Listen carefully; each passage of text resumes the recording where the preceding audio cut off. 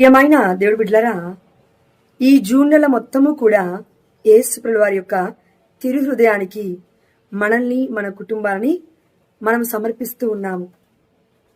కానీ పరిశుద్ధమైన గ్రంథం మనం కరెక్ట్గా చదివితే హృదయానికి ఉన్నంత కపటము దేనికి ఉండదు అని వాక్యం సెలవిస్తుంది. అలా కపటముగా జీవించిన వాడు బాగుపడడు అని వాక్యం సెలవిస్తూ ఉంది. అందుకేనేమో దేవుడు ఇలా అంటూ ఉన్నాడు. హెజ్కేలు గ్రంథం 11వ అధ్యాయం 19వ వచనము, నేను వారికి నూతన హృదయమును నూతన మనస్సును దయచేయుదును. ఆమేన్.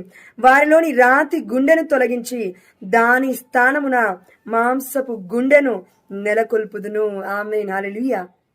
ఈ జూన్ నెల మొత్తము కూడా మన కుటుంబంలో మారు మనస్సు లేకుండా బాధపడుతున్న బిడ్డలు ఎవరైతే ఉంటారో వారందరి కోసం ప్రార్థించేటప్పుడు హెజ్కేలు గ్రంథం 11, 19 వచనము, అదేవిధంగా హెజ్కేలు 36వ అధ్యాయము 26వ వచనము, ఈ రెండు ఎత్తిపట్టి మనం ప్రార్థిస్తే తప్పకుండా మార్పు చూస్తామండి.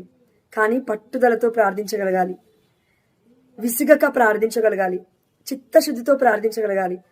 ఏదైనా సమస్య రాకముందే మనం ప్రార్థించగలగాలండి. సమస్య వచ్చిన తర్వాత ప్రార్థించడం కంటే ఎక్కువగా. ఎందుకంటే దేవుడు ముందే మనకి చెప్తాడు, ఇదిగో ప్రార్థన చేయి, లే, ఉదయకాల సమయంలో నన్ను మొరపెట్టు అంటాడు. దయచేసి మనందరము కుటుంబాలు విచ్ఛిన్నం కాకముందు ప్రార్థిద్దామండి. భార్య, భర్తలు, బిడ్డలు ఒక్కొక్కరు ఒక్కొక్క తీరుకి వెళ్ళిపోతూ ఉన్నారు, ఒక్కొక్క దిక్కుకు వెళ్ళిపోతున్నారు.